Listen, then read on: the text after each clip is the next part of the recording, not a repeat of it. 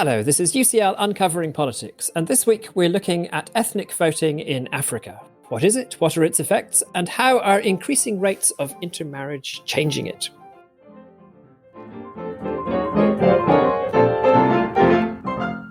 Hello, my name is Alan Rennick, and welcome to UCL Uncovering Politics, the podcast of the School of Public Policy and Department of Political Science at University College London.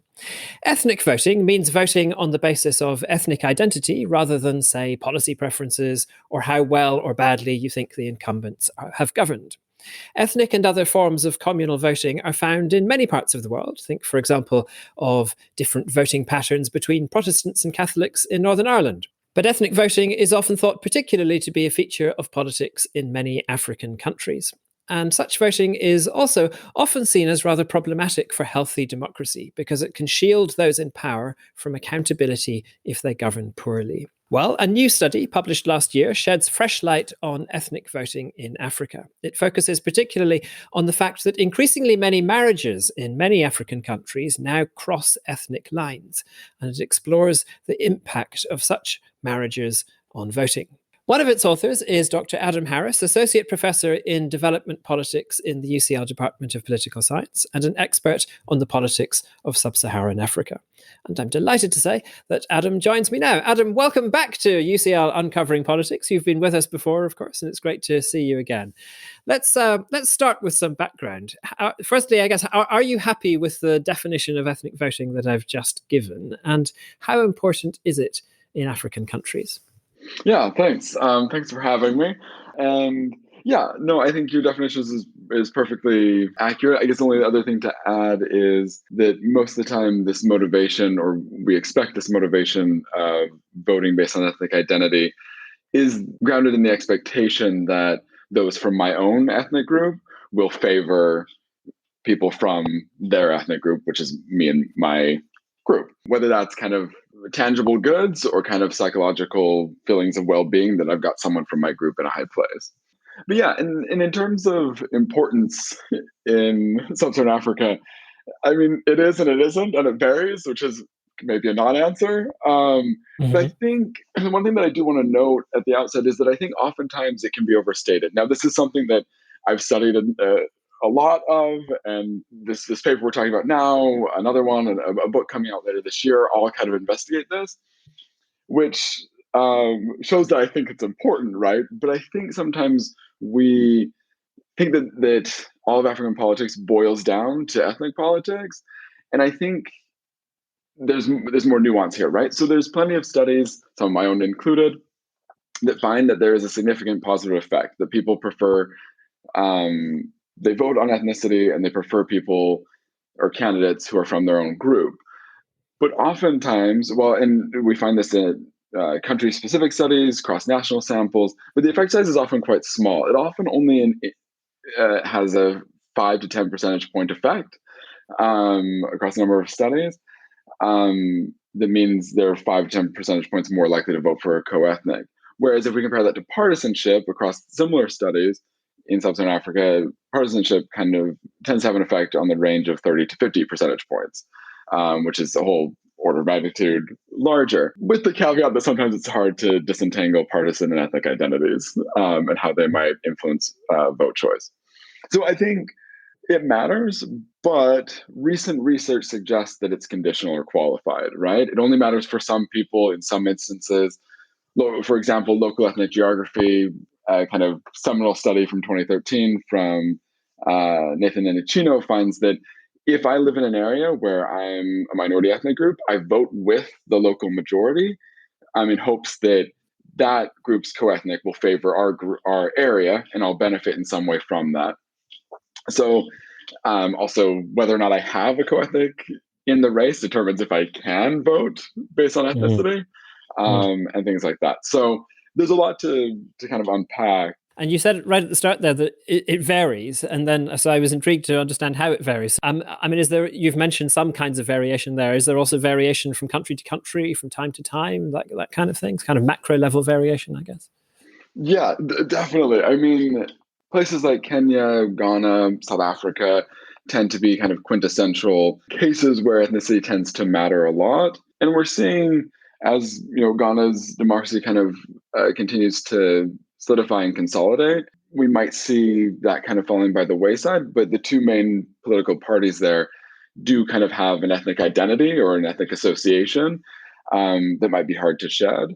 But then places like Uganda, Malawi, there's kind of moderate ethnic politics kind of coming into play. And then other places, Botswana, Tanzania, for example, where ethnicity is kind of non-existent in politics or kind of even in society to a large extent. Yeah, so it definitely varies across context. Across time, that's really interesting. And I'm not aware of any studies that actually look at this across time. And I would not want to venture a guess, but the hope is that it kind of diminishes across time. And I guess what we're going to talk about with this study suggests that demographic change might be something that's going to minimize the role of ethnicity over time. Yeah. And so it's interesting you say that the hope is that it diminishes over time. And I guess that raises the question of whether ethnic voting is always bad for democracy, as I was suggesting at the start, or is that also a bit of an oversimplification? Yeah, again, I guess I'll give the non-answer of it is and it isn't. I think, yes, on balance, it is bad, especially if we think about what is appropriate or effective democratic accountability, right? We want to vote the rascals out. We want to get those who perform best, who align with our policies, who are in our own self-interest, right? Whereas if we're only voting on ethnic identity, that might be in my self-interest to have someone from my group in power, but it might, as many studies have found, lead me to overlook or excuse poor performance of co-ethnics. And not only Sub-Saharan Africa, India, for example, also find that I'm less likely to punish, not only less likely to punish co-ethnics, but I'm going to be more harsh in punishing non-co-ethnics, those who are not from my group in politics, because the bars are just different, right? I mean, in a lot of ways, that's also how partisanship works. If we think about here in the UK, Tory and Labour, if I'm a supporter of Labour, I'm going to be harsher on Tory candidates, maybe just as a baseline, right? So there's this motivated reasoning that can be partisan based and ethnic based, but sometimes we think that ethnic based is less sophisticated or less allowed, or less effective. But either way, we have these different types of identities that are shaping how we perceive different candidates. There is some evidence that ethnic voting might not necessarily undermine democratic accountability. Just two examples. One is the Democratic Alliance in South Africa, which is the main opposition party. It attracts a lot of quote unquote colored voters. That's an offensive term outside of South Africa, but the colored community, it's a fine term in South Africa. It's those who are largely of mixed race heritage. But the colored community tends to support the DA in large part, or at least in part, because the DA is able to attract the best colored candidates.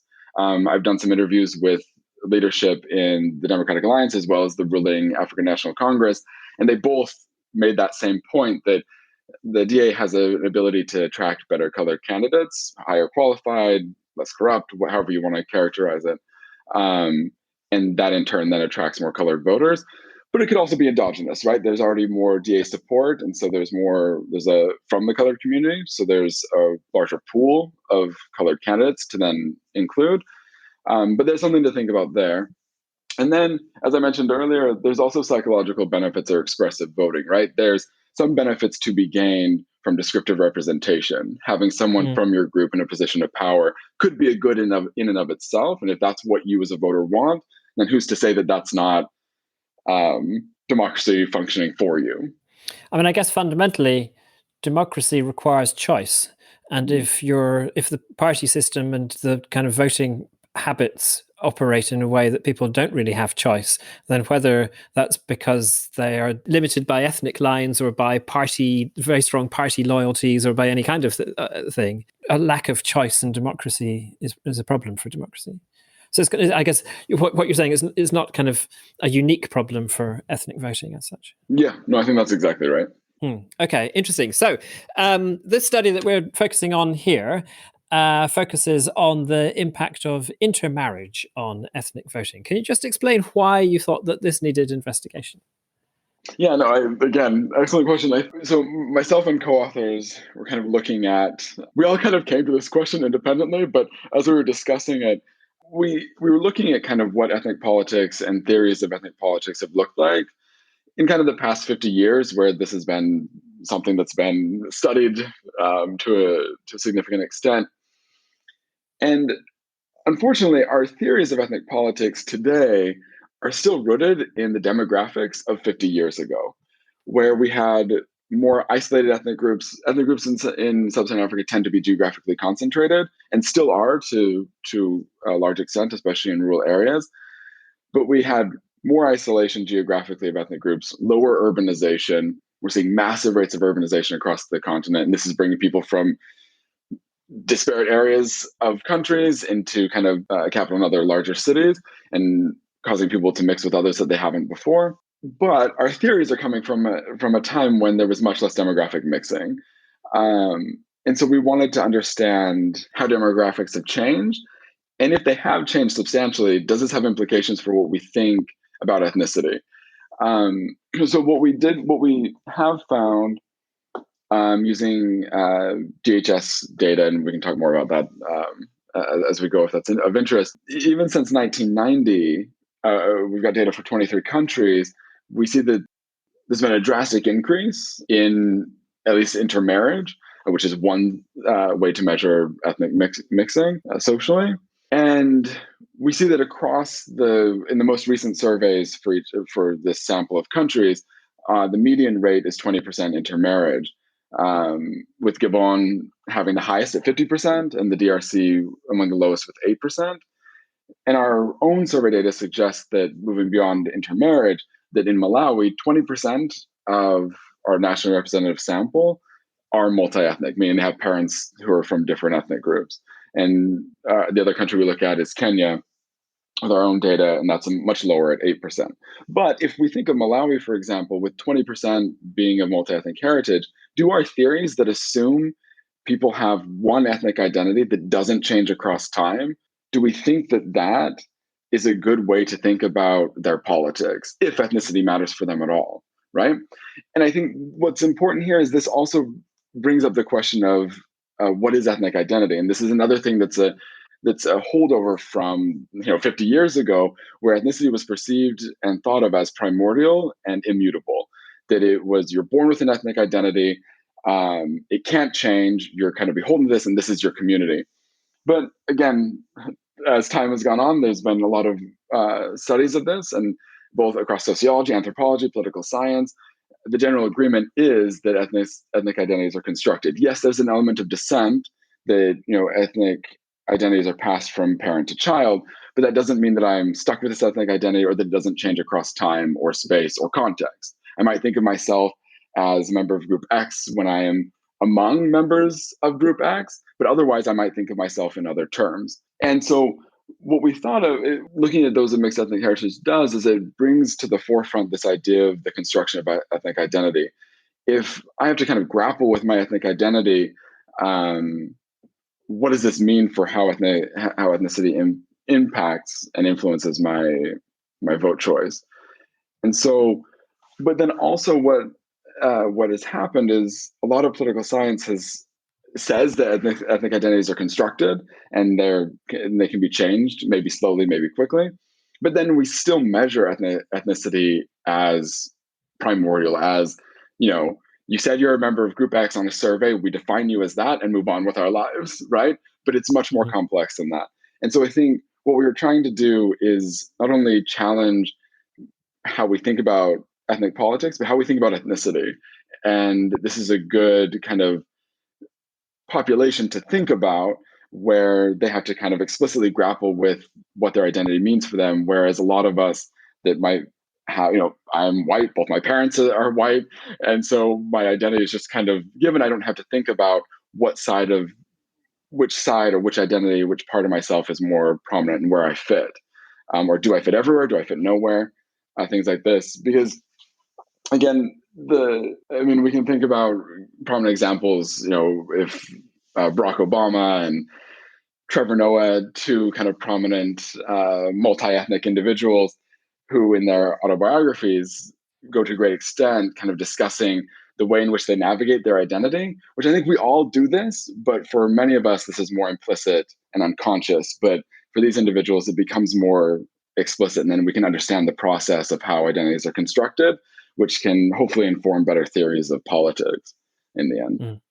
Okay, so the basic question we have here is, do people with multi-ethnic backgrounds, people who are the product of intermarriage, people from different ethnic backgrounds, do they vote differently, essentially, from people who have a more straightforward ethnic background?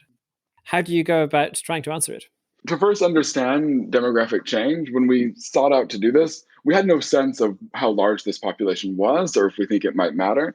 So we used demographic and health surveys that are conducted periodically, not annually, but every couple of years across a number of countries throughout the globe, conducted by USAID. And these surveys focus on health outcomes, but what they do measure is oftentimes they interview a husband and his or her wife, or the two adults in a household, and they get data on the ethnicity of your partner. And so this was our way, and others did it at the same time as us. There's some other references that maybe we can put on the post for this. And they kind of use the same data to investigate interethnic marriage.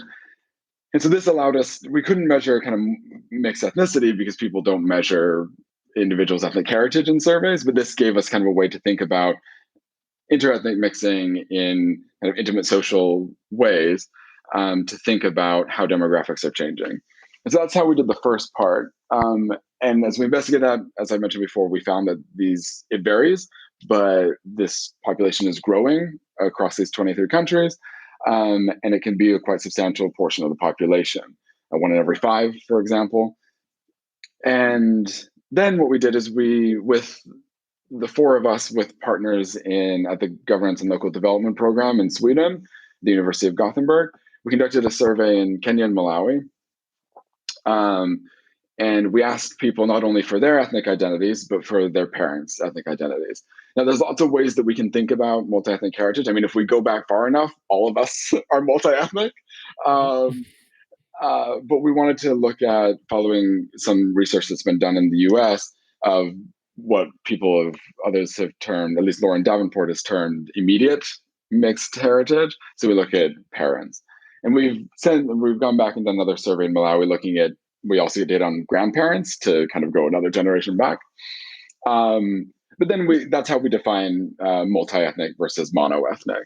And then this gives us a way to compare these two groups to see who is more likely to be influenced by ethnicity, at least by the ethnicity they identify with on a survey.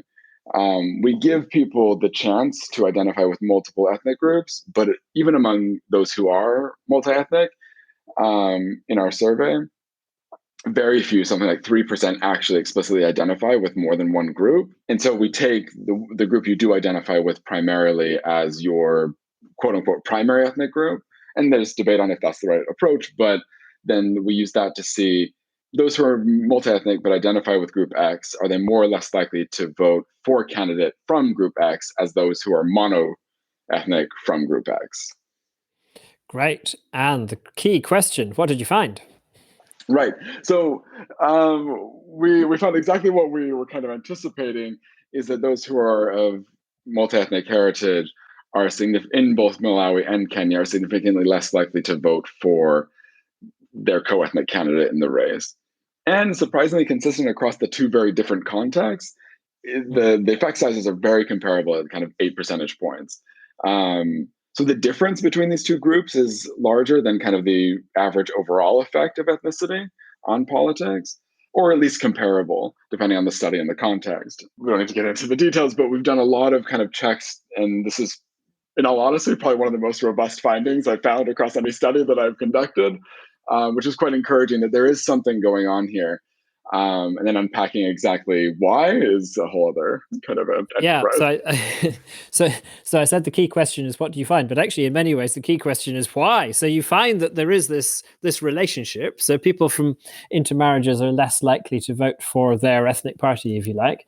But yeah, why? That's really important, because there are various possible explanations here, and some of them would suggest that ethnic voting is declining. Some of them would suggest that maybe actually ethnic voting is still there. It's just taking a bit of a different form. Exactly. So, and this is where we tried to start kind of exploring these possibilities. Unfortunately, our data in the current paper from last year doesn't allow us to kind of rigorously look at this. Again, our data from Malawi that we gathered last year for this upcoming project does a bit better job of this, although we're still kind of sifting through that. But we propose a number of different explanations, and we find at least some support for all, suggesting that it's a very complex process, and there's likely key variation across individuals, but understanding who those individuals are that operate in these different ways with respect to their ethnicity, their multi-ethnic heritage, is super fascinating and something that we're going to continue to explore. But what we think now is that so it is possible that even though those of multi-ethnic heritage don't vote for the group, or are less likely to vote for the group that they identify with on a survey, but there's some evidence that they're just voting with their other ethnic group. So they're still voting based on ethnicity, just in a different way, as you said. And that's interesting, because then the question is, why do you identify with that group on a survey if that's not the primary group in politics? Again, then this opens up the question of, what are our survey measures actually measuring? And how do we most effectively measure the identity that is most consequential for politics? Or is that just stacking the deck in favor of what we want to find if we're trying to only measure the quote unquote politically relevant ethnic identities, right? So that's a bit complex, but you can think about, socially or on a survey, if you just ask me, who am I think of myself as this way. But when I enter the ballot box, there might be different interests, different benefits, costs that I'm weighing that make me vote in a certain other way, which is, again, super interesting to try and think through. And if I understood correctly, you were suggesting there are kind of two versions of that. So one version of that is where people have a kind of stable political identity and they vote for the party that is associated with the ethnic group that they identify with politically. And then another version is that people have you describe a repertoire of different ethnic identities, and they have that crucial thing that we were talking about earlier, choice. So that they might go for one of the ethnic parties or another one, depending perhaps on other factors, but they're going to choose one of them. But unlike other voters, they have a choice of different parties that they can go for. Yeah, which is super interesting, because I can kind of leverage certain interests in certain ways, right? Maybe in local politics, my mother's ethnic group is dominant and the majority, so I vote along that way. But nationally, it might be my father's, right? And so we can also think about the different interests across different electoral levels. And we can think about how the ways in which just kind of your daily social life, how you're treated, and the way that constructs a certain sense of self. We explored in some focus groups, with those of mixed ethnic heritage. Do you feel like you belong everywhere, right? So I have these two groups. I kind of am a part of so many groups. I kind of belong everywhere. Or do you belong nowhere? Because I'm not fully this group or fully that group, so I'm always a little bit othered. And so, but again, that seems to be happening to different degrees to different people. And so I'm trying to understand the context in which people are able to kind of construct an inclusive mixed identity or an exclusive is partially dependent on themselves and how they see themselves, but also how those around them perceive them and treat them. But also local ethnic demography. If I might be for example, in Malawi, I might be Chewa and Lomwe, mother Chewa, Lomwe father, but I might live in a Chewa area that 85% of the community is Chewa, and so I'm just Chewa, and there's no question there, right? But it might become more complex in more diverse areas. Again, urban areas might be quite different. Yes, it's interesting that you mentioned that you do some focus groups as well as the survey work. And I guess as someone who mostly does qualitative research, I kind of lit up with excitement when I saw focus groups. So that kind of raises the question of, well, how do you explore this further? So you've got this finding that people from multi-ethnic backgrounds do vote differently from others. And you've got some bits of evidence suggesting that part of that may be declining salience of ethnicity in how people vote, but there are other factors at play as well. So it's not just that. So there are various different things going on. And basically you have this conclusion that hey folks, there's way more interesting stuff here than we had previously imagined. We've been looking at this in a very simple way, but actually, whoa, there's lots of exciting stuff for us to get our teeth into as researchers. So what's coming next? What further work are you doing in order to try to delve into this further? Yeah, so the survey that we've just got the data back a couple months ago from, we have a whole battery on understanding ethnic identity construction, both for mono and multi-ethnic individuals.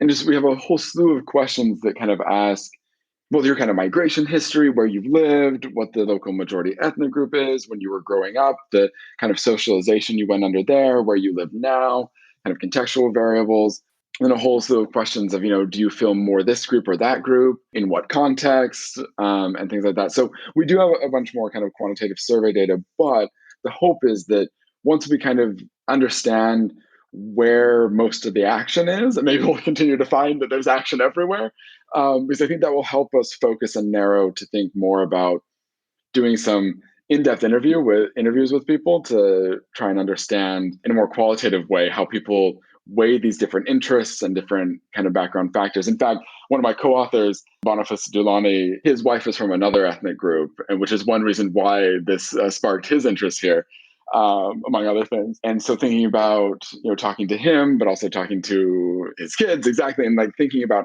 how these identities are kind of constructed would be super interesting to try and understand. Again, once we kind of narrow ourselves, because right now we're kind of got a shotgun approach of trying to see what is going on and what angles to think through. Well, that's great, Adam. Thank you so much. I mean, it's so fascinating to see this kind of research where you kind of you scratch a little bit the surface of what has been something that has been taken as very simple, and suddenly you discover, whoa, there's all this stuff out there, and there's a whole panoply of different bits of research that you can be pursuing over the coming years. So we shall follow and watch with great interest, and have you back on the podcast in order to hear more about how this is going. So thank you, Adam. Really fascinating discussion this morning. And the article that we've been talking about is called "Electoral Preferences Among Multi-Ethnic Voters in Africa." As Adam mentioned, he's got several co-authors on this article. So it's by Boniface Dulani, Adam S. Harris, Jeremy Horowitz, and Happy Kayuni. And it's published last year in the journal Comparative Political Studies. We'll put the details of that in the show notes for the episode. Next week, we're looking at the political philosophy of taking offence. Ought we sometimes to take offence? If so, when and within what limits? As ever, to make sure you don't miss out on that and other future episodes of UCL Uncovering Politics, all you need to do is subscribe. You can do so on Apple, Spotify, or whatever podcast provider you use. I'm Alan Rennick. Our producer is Abby Turner. Our theme music is written and performed by John Mann. This has been UCL Uncovering Politics. Thank you for listening.